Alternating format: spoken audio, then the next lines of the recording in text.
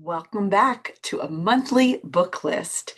It's almost November and it's time for a new monthly theme. This month, we're going to travel to other time periods in this list of historical fiction books for middle grades.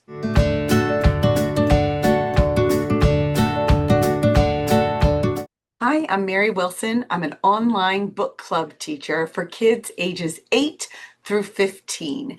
And each month I have been making a playlist of my favorite book titles based on a theme for that month or a genre. And this month it's all about historical fiction.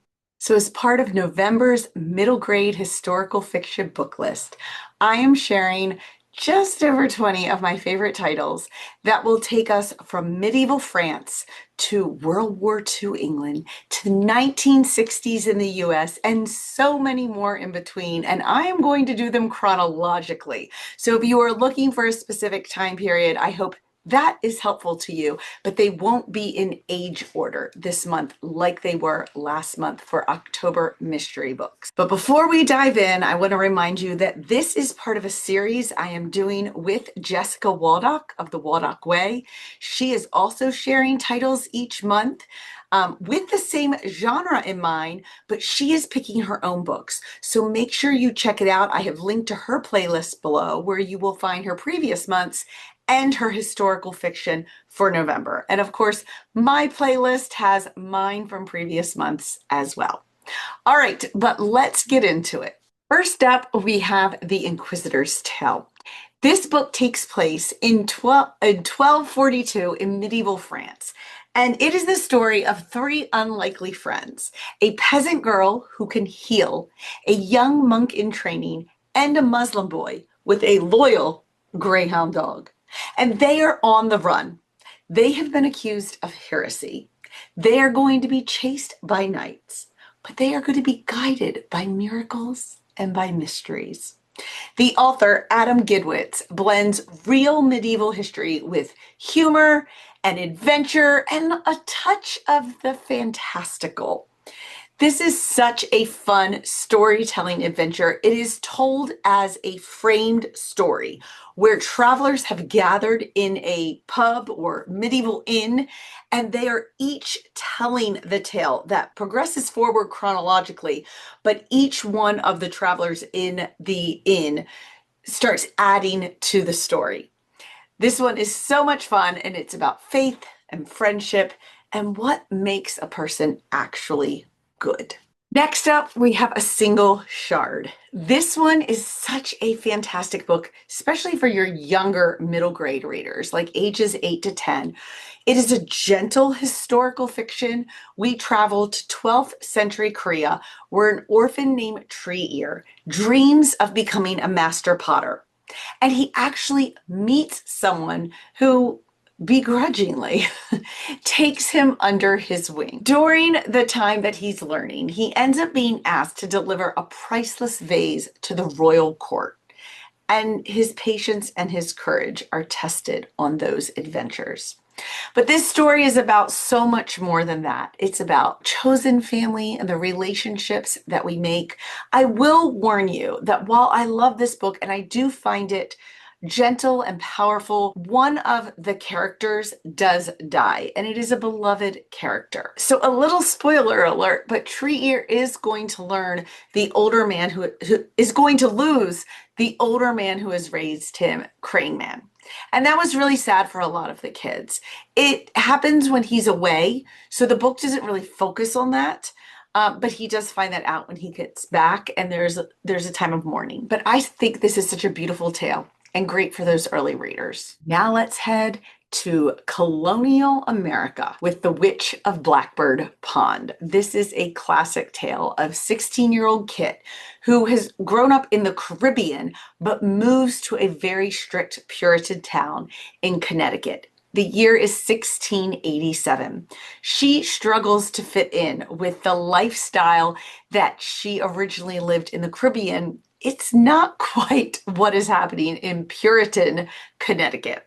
She ends up befriending a woman who lives as an outcast in the town who has been accused of witchcraft. And of course, this puts Kit at risk. So Kit, of course, has to decide if she will continue her friendship with Hannah Tupper and put herself at risk, or will she deny that? Her next book I actually don't own, but I loved when I read it this summer, and that is Prairie Lotus. It is also by Linda Sue Park, who wrote A Single Shard. It takes place in the Dakota Territory of the 1880s, and Hannah is a half-Asian teen who just wants to finish school and help her father open a dress shop. But prejudice and suspicion are making her dreams harder than she ever imagined. This is a really great one for the 1800s in the US. Of course, it's the late 1800s that kind of reimagines the Little House era with its own take. With courage and compassion, shows what it means to claim your place in a world that is divided.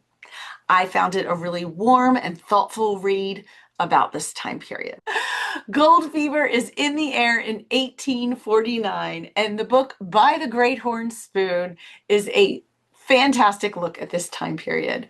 Jack and his butler Praiseworthy sail from Boston to California in search of treasure and adventure. There will be stagecoach chases. They will outwit and outsmart bandits. The journey is hilarious and it is heartwarming. It is a classic historic fiction and the humor is just delightful. I think this one is especially good for younger middle grade readers, like ages 8 to 11. And I think they'll get a kick out of this one. Also, in the 1800s in the USA is Elijah of Buxton. Elijah is the first child born free in a Canadian settlement, Buxton. A lot of the beginning of the book really gives us a look at the settlement of Buxton. But when someone steals money, Elijah sets out to recover it. And in order to do so, he risks his own life by crossing back into the United States, where he faces some of the very harsh realities of slavery himself. He is an eyewitness to horrible treatment of slaves. So please know that for your sensitive readers, that there is a scene in this book when he's back in the US that is really difficult. And a mother, this is again a little spoiler, but a mother is going to send her baby back with Elijah so her baby can be free, which is horrible to think about a mother having to do, even though it also is going to bring her baby freedom. So there's a lot of the harder realities in this book of some ugly parts of our history. But it's a beautiful portrait of finding your own voice, of freedom, and a family. And I definitely recommend it for your like 10 to 13-year-old readers. Next up, we have The Downstairs Girl, which I am actually doing in my teen book club this year as we are looking at the main character, Jo Kwon's hero's journey. Not a typical hero's journey, but one in which a young girl is called out of her comfort zone to make change in society. And that is in 1890s Atlanta. We have Jo Kwon. She works as a maid by day, and she writes a newspaper advice column secretly. And she uses her words to challenge the South at that time in the US. She's challenging their views on race, on gender, and other things in society. And then she has to face the consequences, both good and bad, of her actions. So this was a fantastic read, probably more for your older middle grade readers, 7th to 9th grade. This will be a great one to put in for your school year. Again, 1890s. All right, this next one is actually a graphic novel series that I'm just kind of plopping in here with book one, I Survived the Sinking of the Titanic, because this series takes place in lots of different time periods, because each one of the individual titles of the I Survived series covers a different historical event. Now, this is the graphic novel version, which I really enjoyed teaching and discussing in my graphic novel book club.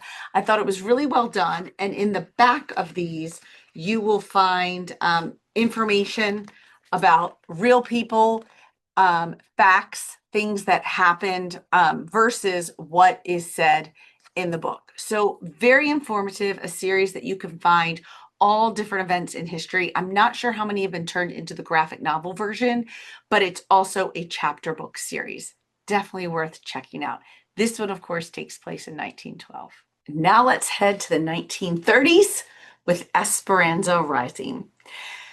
Esperanza's life on her family's Mexican ranch is a beautiful life, full of comfort and fun and family, but tragedy forces her family to flee to Depression-era California. They settle in California in a camp for Mexican farm workers. And obviously, they face a lot of struggles and a lack of acceptance. And then Esperanza's mom is going to get sick. So this is an inspiring story, but also a look at the migrant experience at this time period in the USA. This is one we did for my daughter's book club when she was in 5th grade, and the girls really enjoyed this story. Another book by Christopher Paul Curtis is Bud Not Buddy. This one takes place in the 1930s in the USA during the Great Depression. And 12-year-old Bud Caldwell has had enough of these bad foster homes. He packs his suitcase, takes the few clues he has about his father, and sets off across Michigan during the Great Depression to find his father. He's going to meet jazz musicians, kind strangers, but he's also going to run into plenty of trouble. This story is full of humor and heart and hope and family, and it's another fantastic one to add to your collection. I read Al Capone Does My Shirts by Jennifer Choldenko after reading a mystery book called The Sherlock Society by James Ponti, because the characters in there referenced this book frequently. And I thought, gosh, I've never read this. This book was really creative. It takes place in 1935, where Moose Flanagan, his family has moved to Alcatraz Island because his father works there. So all of these gangsters and murderers and are locked up at Alcatraz, and Moose's family is living there on the island. Now, it is 1935. Moose's sister Natalie has what we would know today as autism, but it is not defined in the 30s. And getting her help and taking care of her, it shows the lack of knowledge that people had in the 30s about autism. But I thought this book had a creative twist at the end that I loved about Al Capone. And I thought it was a really thoughtful look at this time period and at family and about the history of autism and how things have changed over time. So this is another one I have now added to my recommended list. I will tell you that at one point it's insinuated that potentially Natalie has been taken advantage of by one of the prisoners who is out on a break. Nothing is ever confirmed that it happened, but it's kind of insinuated during the story. So just be aware of that when you're reading this one. All right, I have a lot of books from the 1930s, early 1940s in the US. And this one, Orphan 11, is also by Jennifer Choldenko. It's from 1939, and 4 orphans have run away from a very cruel institution, the home for the friendless children. And they end up joining a traveling circus. Well, one of the 4 of them is mute because of things that have happened to her. And part of the story is about her finding her place in this traveling circus, finding courage, and once again, finding her voice. Literally finding her voice and also figuratively finding her voice. This book really captures kind of the magic of found family, the family people create for themselves. And it is about the Depression era.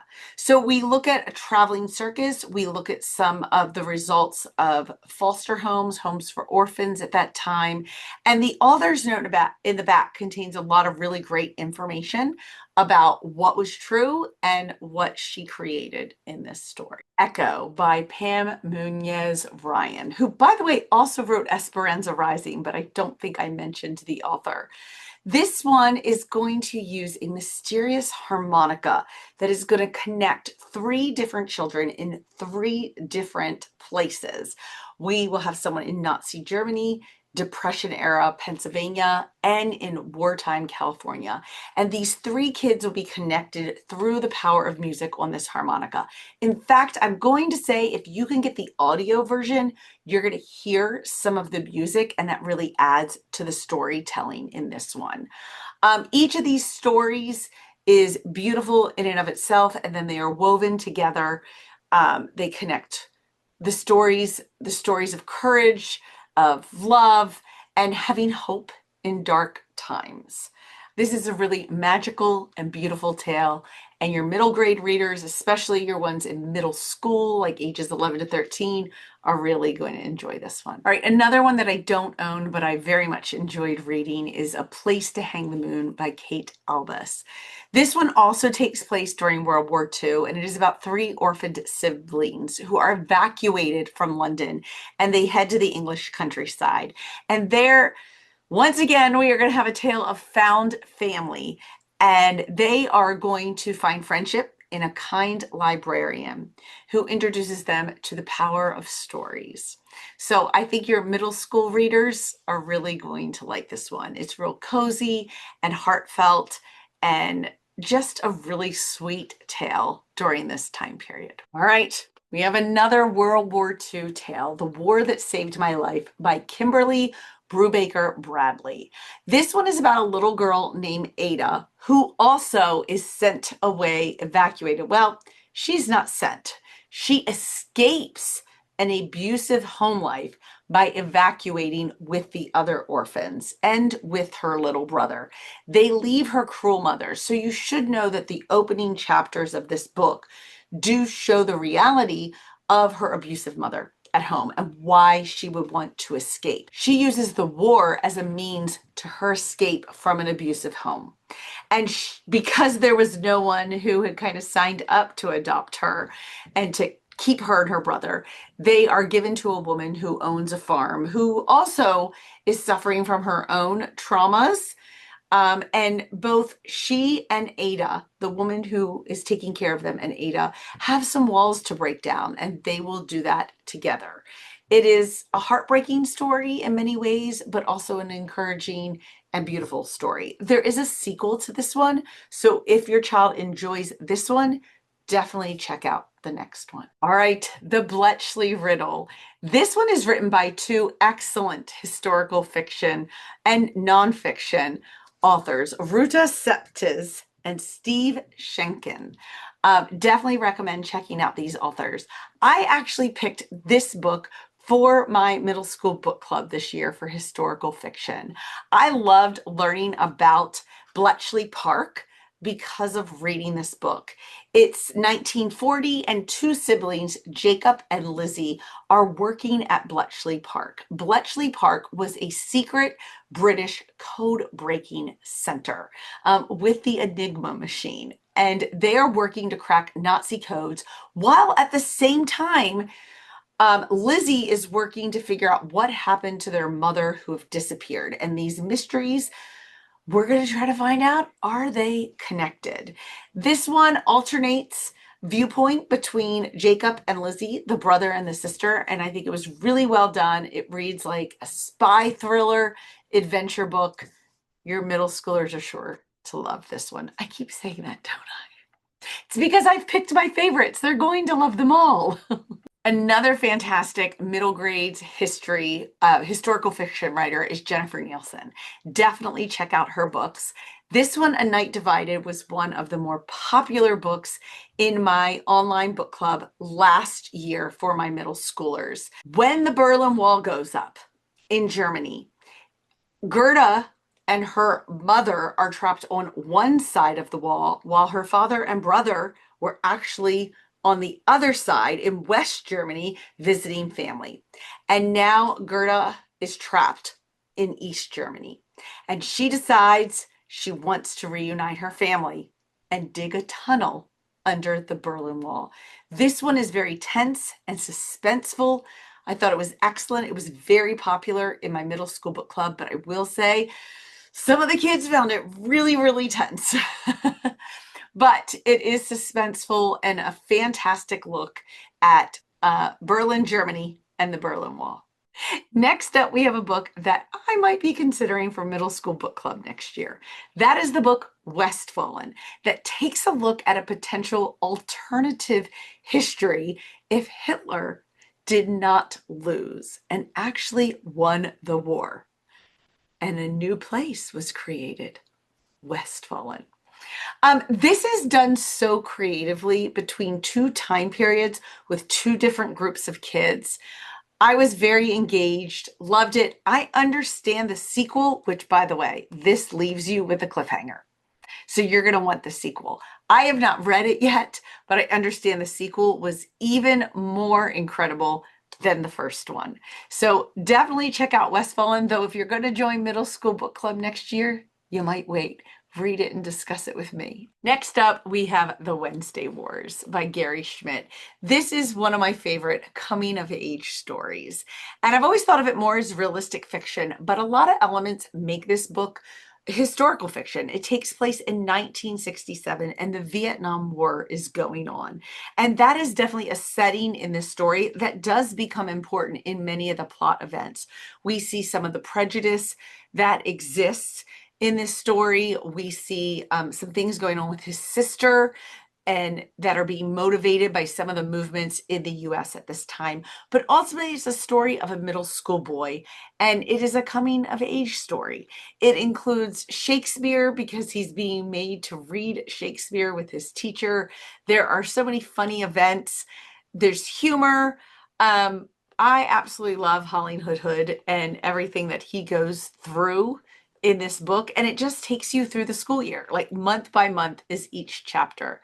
Fantastic read, highly recommend. Okay, I've dropped this next one here, Refugee by Alan Gratz, which, by the way, Alan Gratz in general, you want to look this name up for historical fiction. I also owned Ground Zero, but my boys actually read all of his books when they were in probably 7th, 8th grade. They just went on a kick and read them all. Excellent stories. This is the one that started it all for us in this house. It was a read aloud book and I loved it. I've kind of dropped it in here, even though it's going to combine 3 different stories from 3 different time periods about refugees. So we'll have Nazi Germany, we'll have 1990s Cuba, and modern day Syria. And we're going to follow these 3 families. Some end in some tragedy or include some tragedy. In the end, they're going to be connected through time in such an amazing, beautiful look at the plight of the refugee. It was a very fast-paced story. It was emotional. It was great for big conversations. Highly recommend this book and looking up this author in general. And our final title is the most recent historical fiction I have read, and that is the graphic novel Hoops. This one is based on a girls' basketball team in 1976, the year I was born.